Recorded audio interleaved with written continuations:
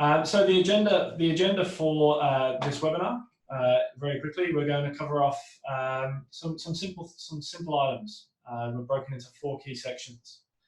The first one is support during COVID-19, where we're going to discuss things like why is ITAM especially important right now?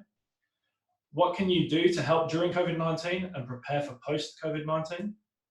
And the immediate challenges that we're seeing customers facing, which are around hardware asset management and optimization of software as a service subscriptions.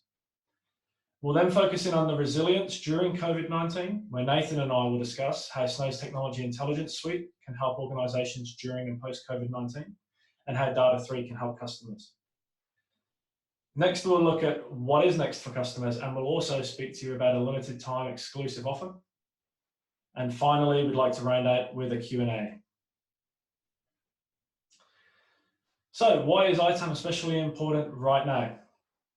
There's currently an explosion of new software being deployed by organizations to ensure they can still operate while people are forced to work remotely on a scale like nothing we've seen before.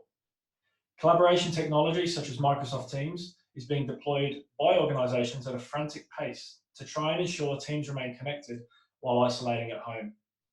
According to Microsoft, they saw an uplift of 12 million users at the start of March 2020. This growth was accelerated by Microsoft's announcement of a free trial at the start of March for Office 365 E1 for 6 months. Free software trials for enterprise adoption are likely to stick for the long term. They become embedded in everyday life and operations of the organization, making them extremely hard to part ways with. Organizations who take up these free trials for collaboration platforms like Microsoft Teams must ensure they have a plan in place for what to do when the trial expires. The organization has a dependency on the technology, and the vendor expects the software subscriptions will be extended. Aside from the growth in software deployments, organizations are now also significantly changing their threat landscape. People who traditionally worked from an office are now working from home. From a security standpoint, this presents a number of challenges. Employees who may have had administrative access to local machines can tamper with security controls on the device, like removing a firewall. Lack of proactive monitoring and analytics when devices aren't connected to the corporate network. Unpatched systems like ERP and SharePoint and authentication protocols on the network are an increase in the risk of an exploit. Handling of assets and onboarding and offboarding processes now change with a remote workforce. Being able to quickly and easily see which assets are being used by which employee and knowing which software on the device is vulnerable is extremely powerful in helping an organization to prevent an exploit, especially now, when the controls invested by organizations are being tested more than ever. If anyone on the webinar today is like me, you'll have taken home a monitor, a laptop, mouse, docking station, and perhaps other essential items to make sure you remain productive while working from home. Luckily, within Data3, we use Snow's Technology Intelligence Suite to ensure we can track the movement of the company's assets and ensure they continue to report in regardless of where they are, as long as they have an internet connection. For organizations who perhaps don't have a solution to track these devices, especially while they're off network, it will be impossible to know which assets have left the organization, and for peripherals or monitors, even harder to ensure they return once COVID-19 restrictions are eased and employees begin returning to the office. There'll be a boom in deployment of software, much like the collaboration technology example I gave earlier. The need for VPN and remote access technology is also increasing, adding additional costs to the software budget. Organizations must ensure software requirements are continually reviewed during COVID-19, so budgeted spend can be allocated as needed, and a focus must be applied on reducing costs in software waste wherever possible. To achieve this, organizations will need a blend of fit-for-purpose technology, processes, and focused people. This is commonly referred to as the golden triangle. And it's no surprise to report that SaaS spending and adoption have continued to rise. In addition to further evidence of the SaaS explosion, a study that was performed by consulting firm Blissfully revealed 2 major trends. One is that app turnover is very, very common. In fact, the typical mid-sized company saw 39% of their SaaS stack change last year. The other notable trend is that IT decentralization is increasingly leading to budgeting and security issues. A whopping 71% of companies have at least one SaaS subscription that has no billing owner. So organizations that make a significant investment in hardware assets and peripherals, they now have the task of keeping track of these devices as they leave the corporate network and head to employees' homes en masse. Maintaining visibility of these devices has never been more important. Some key data points that need to be recorded will include: what assets do we have? Who has which asset? And where is each asset going? Organizations will need to make sure the asset is returned to the organization after COVID-19 pandemic has passed, as they don't want to have an unbudgeted spend risk and a requirement to buy new devices. For some organizations, keeping track of equipment will come easy, as the foundational investment in hardware asset management is already in place. Investments in inventory and discovery technology have built the foundational capability required to understand where the IT asset is at all times and who is using it. Having a dynamic register significantly reduces the manual effort to build and maintain a static register, while also reducing the risk of human error or omissions in the data. For organizations who don't yet have this level of maturity in ITAM, this unprecedented time will unearth these shortfalls, which could sit on any side of the golden triangle, being people, process, or technology. Some common issues that we have seen customers experience in this trying time is the insufficient devices with the hardware supply chain being broken. They just can't get the devices to their people. The inability to maintain visibility of assets when off-site or remote. The inability to track or record who is using or taking which asset where. And the inability to tell if asset hardware specifications are robust enough to manage the additional strain of more multitasking in resource-hungry applications. We are now spending our lives in applications like Cisco WebEx, Teams, while using Chrome and Excel. These are all resource-hungry applications fighting for that CPU. Organizations also need to consider their software budgets and life post-COVID-19. What additional funding will they need for the technology that's now embedded in the organization's application portfolio? Likely activities that will need to be conducted post-COVID-19 will include more application rationalization reviews to reduce the flux of self-sourced software as a service solutions by end users while they were working from home. Reviewing current contracts for optimization opportunities once the workforce returns to a new normal. Having a platform to track the software being deployed and used across the organization is critical to enable the cost savings that will be expected to recover expenditure in other areas during the COVID pandemic. For lots of organizations, money is being spent now to keep the business functioning. After COVID-19, savings will be expected to help regain financial positions.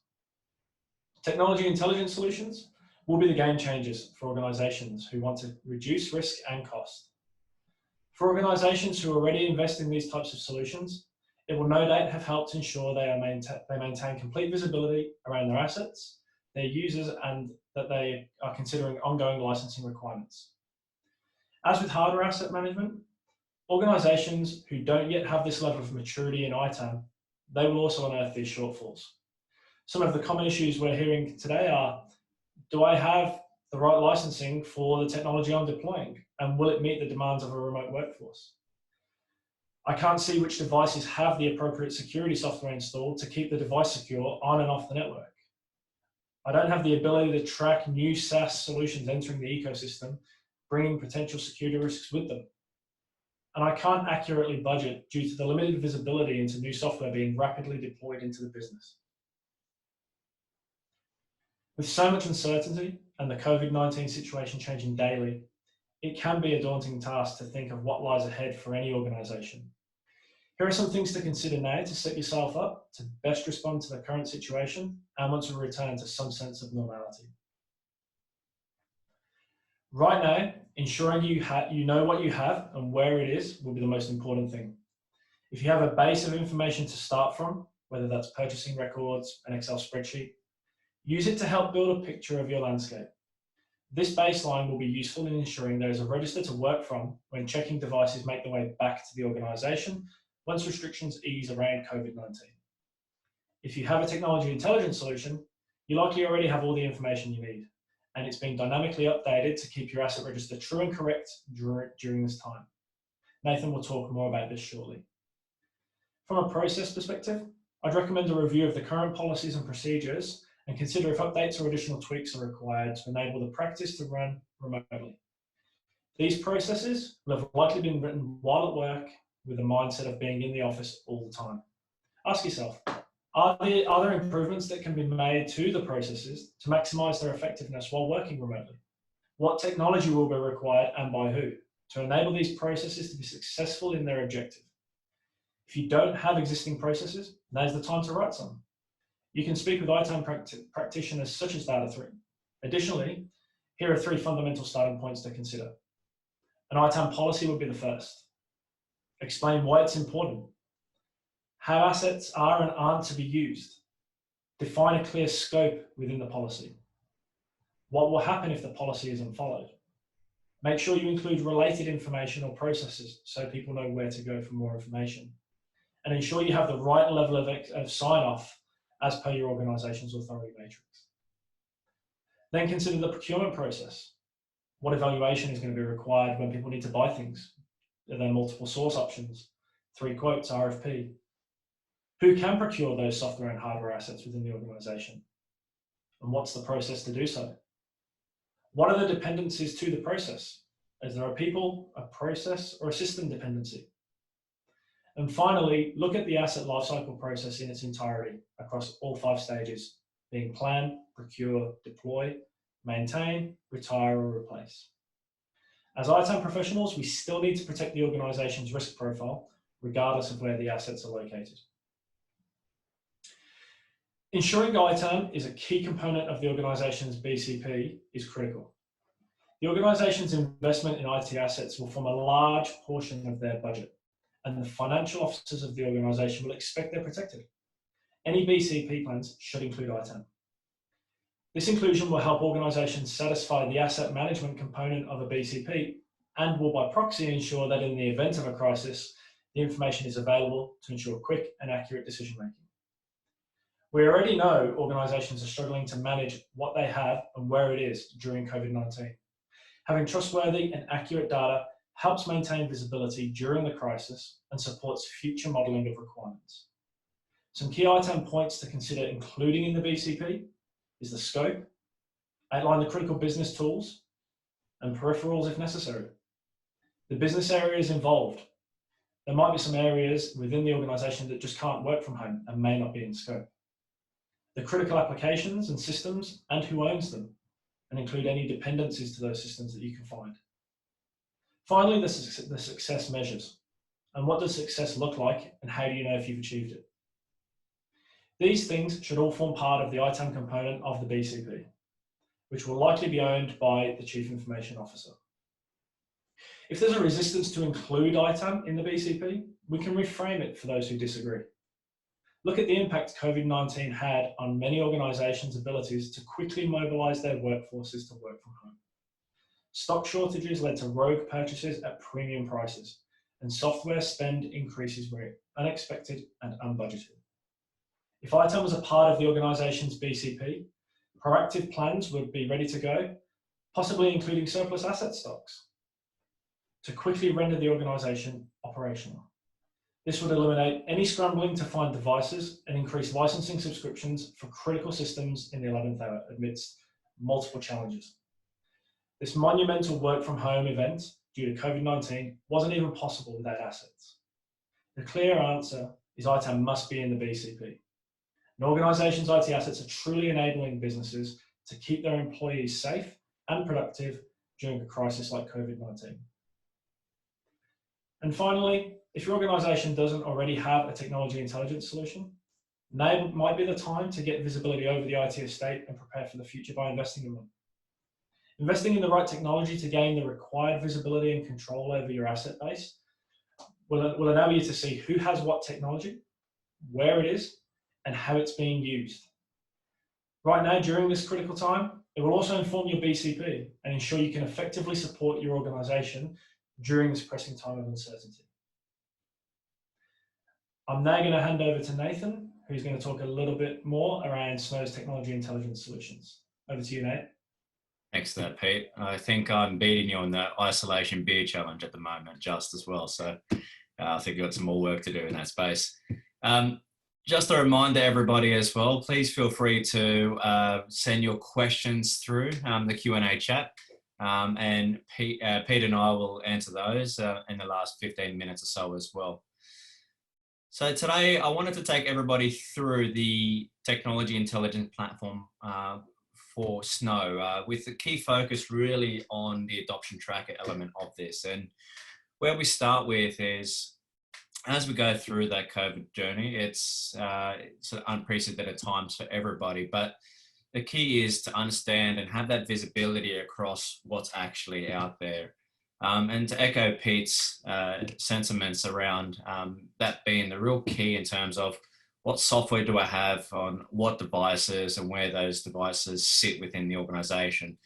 As people start to work from home as well, this is where we start to see those devices go off the network, and we still want that visibility of what's been used, and we're still liable for that software that's being used from a work from home, from an organization perspective. So we'll cover off Adoption Tracker in some more detail. And as we start to go through, customers tend to go through this journey of what do I have, what do I own, what's out there, what's the cost associated with that. So that's where Spend Auditor comes in. Spend Optimizer, as part of that optimization product packaging, is really about how do I get the most out of my software in terms of optimizing software that's not being used, right size software for different bundling, in order to get the most efficient use of revenue within a company. The Productivity Optimizer is all about ensuring that the right resources are performing the right actions, and where we can remove repeatable sort of industrial type work, we can put that into some sort of automation program to ensure that that work's being done by the most cost-effective means. Then we move into things like Risk Monitor. So Risk Monitor is all about understanding the risk associated with that data. Now, that's from the perspective of personal information risk. So do applications hold information related to street addresses or photography, technical assets, or credit card details and financials?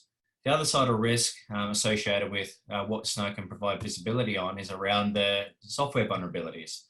So from the NIST National Vulnerability Database, we can identify what vulnerabilities exist within those applications today. We also can make use of that information across a variety of different other platforms. And this is where ITSM Enhancer comes in. We've collected all of this information, we've normalized it, and now we want to share that information with other services and other products. So this is where we have that tight integration with platforms like ServiceNow and Remedy. Last but not least is the two down the bottom. I won't spend too much time on this today, but Snow can also help with the cloud management space, right sizing and subscription and cost management for Azure, AWS, and the public cloud.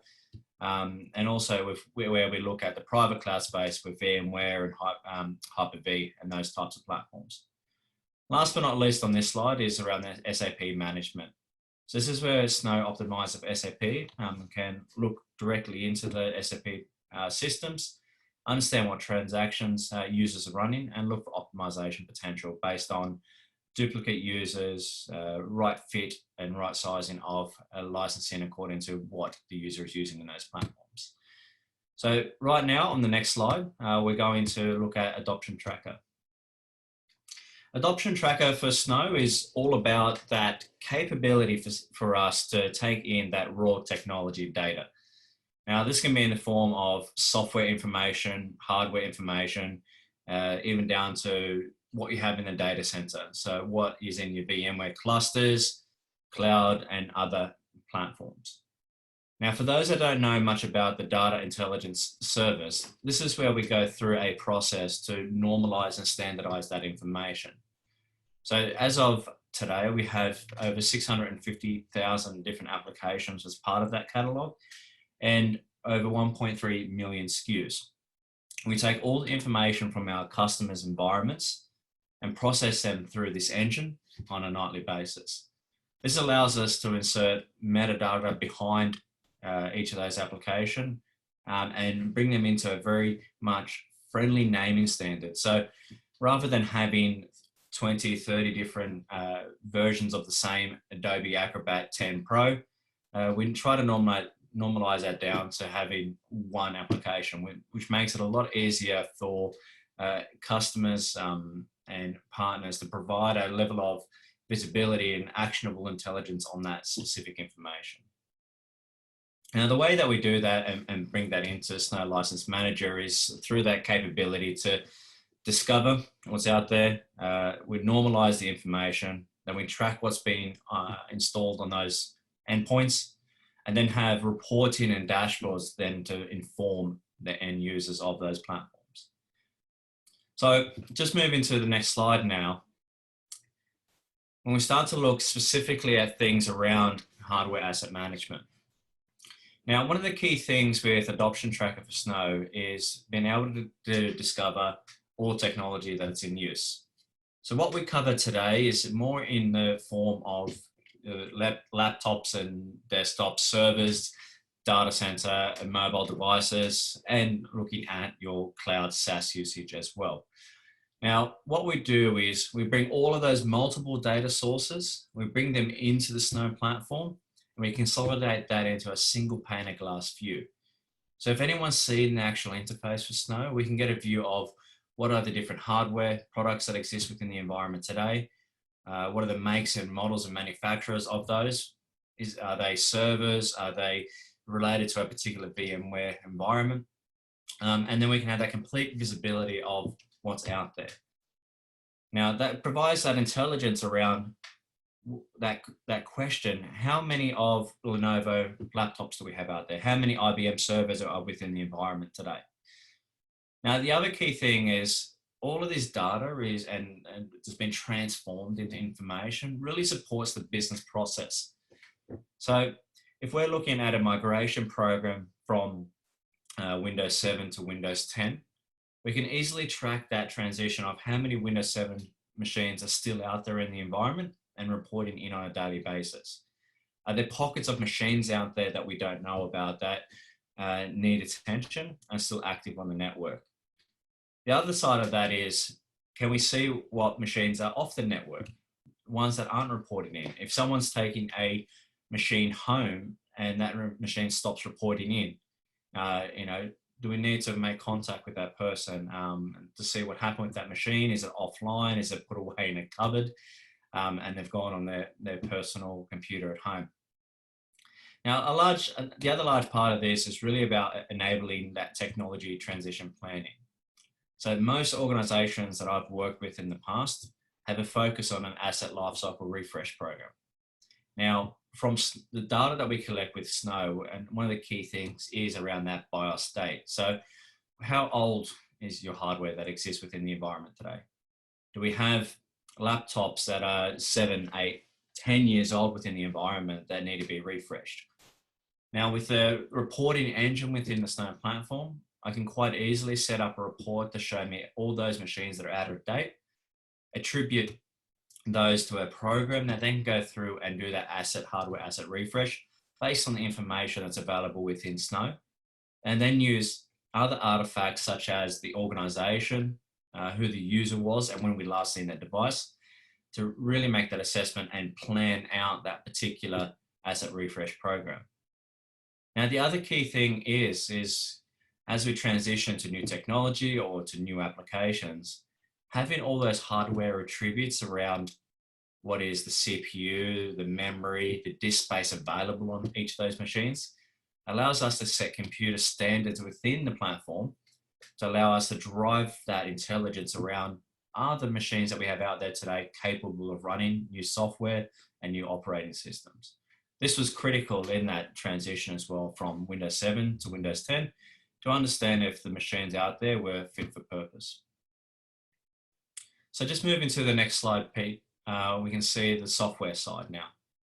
Now, as part of Adoption Tracker, this is where we start to see a lot of that information that's actually available on the machines. Now, specifically here with software, we're able to see the number of those software installations that exist out there in the environment.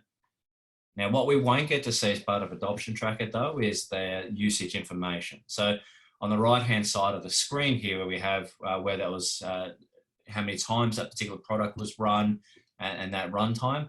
That's specifically part of the spend optimization suite.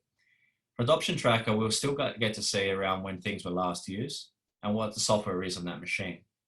So one of the key use cases here, and especially during this time of COVID, is as people had started to migrate to work from home, or as people are now working from home, is to really understand the software that they need to be effective on those machines, to collaborate, to work with their teams. So when we start to see things around video conferencing, and I've taken the example of Zoom. And obviously with Zoom, with the mass focus now on 200 million plus users and security flaws that are being found out left, right, and center, and Zoom playing catch up to patch those, it's good to understand exactly what versions of those products exist within your environment today. And from the perspective of, do they have that software on the machine as well to also collaborate? So I was speaking to another customer even yesterday where they had that journey from Skype to Teams. So to perform that assessment across all those machines, to really understand at a glance that this is all the machines that have Teams installed and those that don't. And that gives you that quick understanding about what's out there. The other good thing as well is, as we go through and provide that scanning, is the capability really to look at a machine holistically. So what is the hardware and software related to an individual machine? And I can see the software that's also installed on there. Now, on the bottom left-hand side is where we start to look at other types of software. Now, this might be in the form of different cloud-based applications. And as part of that, the way that Snow discovers those cloud applications, really from the perspective of extensions and add-ons that are added into web browsers, to understand where those end users are going and logging into those platforms. So for example, if they're using a Box or Dropbox for file storage, or even installing the local versions of those applications, we can have that visibility about what applications have been installed and then therefore being used on those platforms. Now, the key thing here, especially around Dropbox, it's one of those programs that allows anyone to register for personal use. But when you start to use that in a corporate setting, is when you have to actually start looking at paying for that specific product. Now, a customer of mine in the retail space had this very same scenario. They got to some sort of magical number where Dropbox actually then sent them the invoice to say that you've been using 100 Dropbox subscriptions in your organization because everybody signed up with @ corporate name email address. So what that meant was that transition from individuals then that are using that particular piece of software to having the capability to control that through the SaaS management capability with Snow as part of Adoption Tracker. Now, what you'll see here as part of this is who are the users who have signed up for those subscriptions. And in the case with Dropbox, that allows you then to say, out of those 100 users that may have registered, used it maybe once or twice, who's actually using those subscriptions. So we can see then from that breakdown is 60–70% of those users who are actually using those products and those that aren't. Now, the good thing about this, it allows to have that initial glance on where can we save, where can we remove those without that dollar figures. So the key really here, and in a scenario Dropbox is particularly relevant, is that once you sign up for an enterprise account, it then blocks everyone else trying to register with that corporate email address. And then you can control who's using those SaaS-based applications, all from that visibility that you get on the Snow platform. Now, Dropbox is just one of many different connectors that we have today. We have 28 other standard connectors in the SaaS space that are available through Adoption Tracker. Okay, thanks for that, Pete. Back over to you. Thanks, Nate. Appreciate it. And it's obviously quite powerful, the information that Snow is able to provide customers, especially in a time like this. So I guess the next thing really is how can Data3 help in this space? We are the largest, or one of the largest rather, so don't tell me off for saying the largest. We are one of the largest partners in Australia with Snow. We have a very large national team of specialists and have provided services around the Snow platform for a number of years. A number of our people are certified in the technology, and we look after a large number of customers from a managed perspective. So you can be rest assured that you're in good hands if you need support from Data3 around anything to do with the Snow technology platform. So I guess what's next? What's next for you as customers? I think it's a good time to talk about the offer that Snow and Data3 want to provide to you, which is a limited time offer, and it will help you overcome the challenges that we have discussed today. Snow have provided a 3-month subscription for new customers at no cost for Snow Adoption Tracker. So the solution that Nathan just took you all through. And any customer who takes up the trial will get an additional 50% discount off of the initial term when they choose to extend their use of the technology immediately post the trial. Also, for a small investment of approximately $10,000, Data3 will help set up the solution and enable you through user enablement over video conferencing and host the solution during the trial period. This will help you get access to the technology quickly and easily with minimal investment from your side in people and resources. To take advantage of the offer, all we need you to do is to reach out via the samgroup@data3.com.au email address you can see on screen, or reach out to your account manager at Data3. So in summary, there are 3 things I'd like everyone to take away from the webinar today. The first one is make sure you have ITAM processes and policies in place to support you and the organisation to get through the current challenges of a remote workforce. And keep an eye on unbudgeted spend on hardware and software assets. Rationalisation and optimisation will be significant business drivers post-COVID-19 for almost all organisations. If you don't have the data to support your processes and policies, consider Snow's adoption tracker solution presented today. It will help you gather the trustworthy data, and it will help you get on top of where your assets are located. It will also help you drive savings in the long term. And finally, talk to Data3 about how we can help your organisation get control over your assets and your IT spend. Now, there is a whole bunch of related content around asset management that I'd love for you to go and check out. It's all available on the Data3 website in our Knowledge Centre. Here are just a few of the key ones, and as we share the slide pack at the end, you should be able to link off to these. And that's it. So now we'll move into the Q&A. So just bear with me while I pull up the Q&A panel. So Pete, there was one question in the chat that I'll pick up now and answer as well. So particularly around the additional hardware details. So yes, we didn't cover that. There wasn't a part of the screenshot. There are a number of different tabs that are available as part of the computer detail type page within the Snow License Manager platform, which covers everything from hard disk space, size, what's been utilized.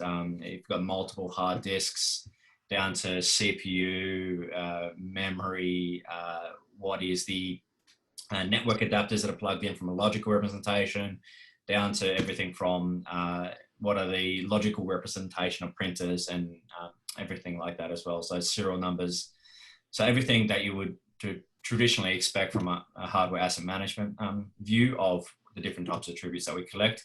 There's also a significantly detailed list in the back end of the platform as well. We collect hundreds of different attributes, but display the most meaningful ones in the front end.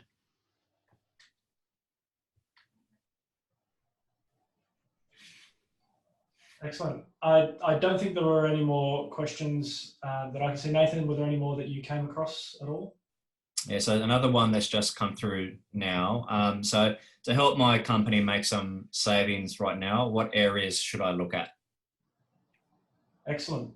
So again, I think having a look at that information is that you already have access to if you don't have a solution like Snow's technology intelligence solution is going to be critical, because that is going to give you the indicators to where you can save money. If you've got aging hardware, as Nathan mentioned, then it's going to be highly likely that you're going to have a refresh soon, and planning for that appropriately rather than overspending is going to be critical, knowing what applications are being used on those devices so you don't overspec them.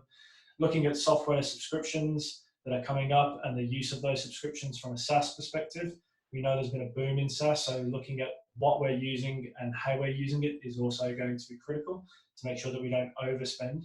And when we come out of this new norm, we're going to see a massive influx, as I mentioned earlier, in the amount of subscriptions that we are actually consuming from these technologies. So looking at what we're consuming very early on and making sure that we're not over consuming when everybody's back. A lot of things like VPN technology, there's going to be a massive influx right now with everybody working from home, but when we all move back to the office, we won't need that level of licensing again. So looking at how we optimize that also. Great, Pete. Another question here. So we're not sure how our employees are using their work machines at home for things like SaaS applications. Is this something you can help with? I think that's probably one best answered by you, Nate, given it's... I'll answer my own question that I must. Yeah, so I think especially with the SaaS application side, there are two ways that we look at SaaS applications. The first off is that cloud discovery piece where we're tracking who's going to what particular SaaS-based apps from their web browsers. So if I've got a laptop that I've taken home that's been monitored with a Snow agent today, I can then see there's 8,000 applications that we track in that space. So are people going to Dropbox, to Trello, to Monday.com, and all of these style of applications? We can see that they've gone into that application and that they've actually logged in. And that's at the point that we track usage, that they've actually been an active use of that product. What we don't show, for example, if someone's just gone to Monday.com, the landing page, that's not considered active use. So what we do is we track it from the point that they've logged into that application to really show that there's a potential that the license is required in that space. That list is constantly growing, that 8,000. We use our collaborative crowdsourced type approach where our customers are constantly requesting applications to be added to that list. And that means we're constantly expanding that. Our goal this year is to get up to 20,000 applications. And that's a key focus of the R&D team as well, to constantly add to that. Now, the other side as well is those 28 other SaaS connectors, so standard SaaS connectors that we have as part of Adoption Tracker. So those are connecting directly into those enterprise SaaS portals. So whether a user is using their mobile phone, their company issued laptop, or even their home machine to log on to that particular portal. So a good example might be Salesforce in Sales Cloud. So they've accessed that from any device. We're not particularly worried about that. We connect directly into those enterprise APIs to understand have they actually used and logged into that product or not. So that gives us a view from both ends and allows us, especially in this particular time now where end users might be logging on from a wide variety of different devices, to understand if there's usage based on accessing those SaaS-based products as well.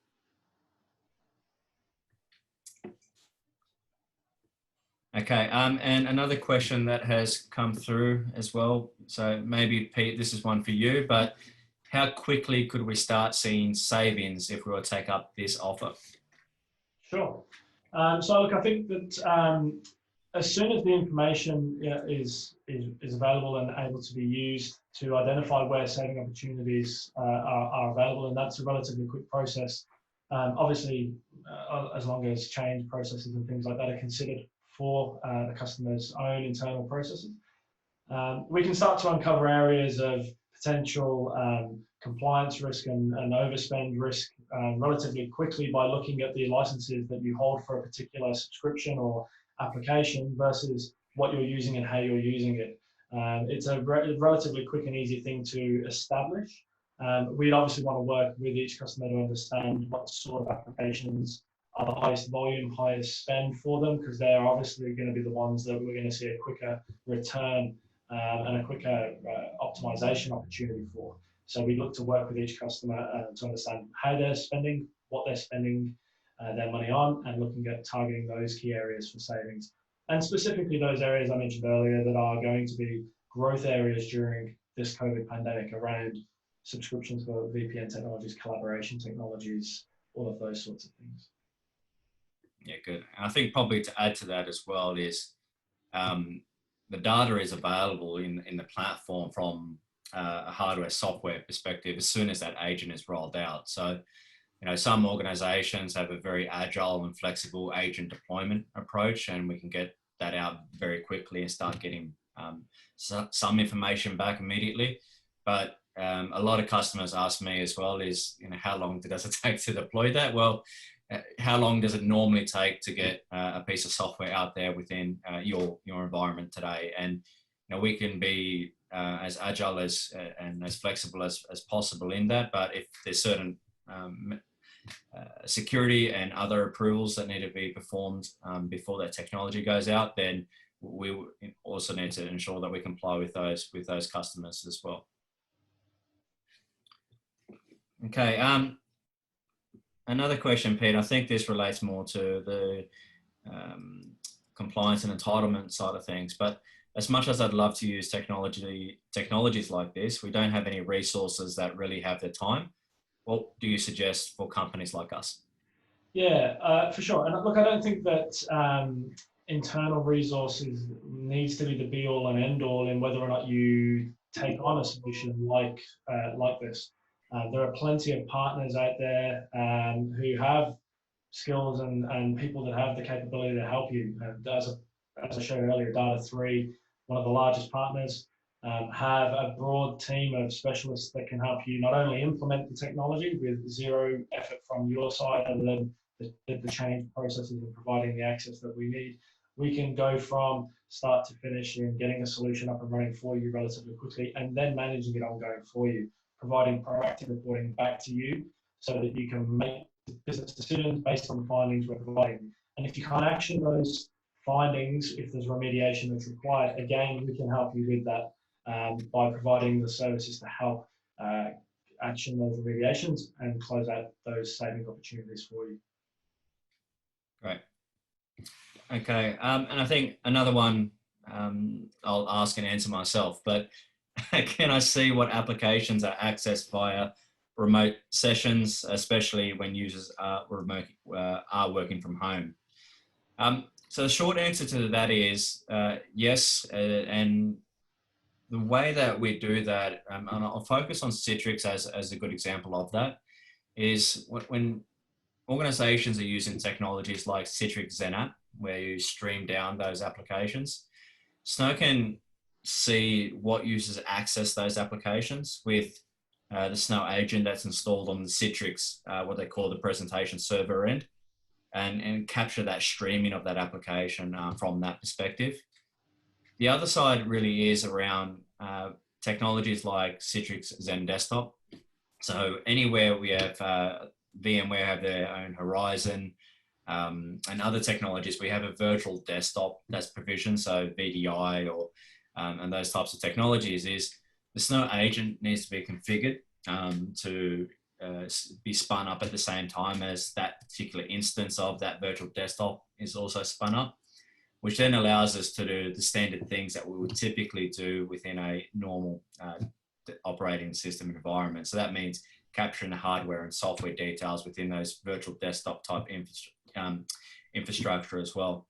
So then it allows us then to, if I'm working from home from a machine that doesn't have a Snow agent on that, but I connect into a XenDesktop type environment, any actions that I perform within that environment then would be tracked by the Snow agent and data collected and then reported back. And similarly with the streaming type applications, as users are pulling those applications down, we can see exactly what they're using to ensure that we're capturing that information and presenting that back into the platform. So that's a good question. Excellent response, Nathan. Okay.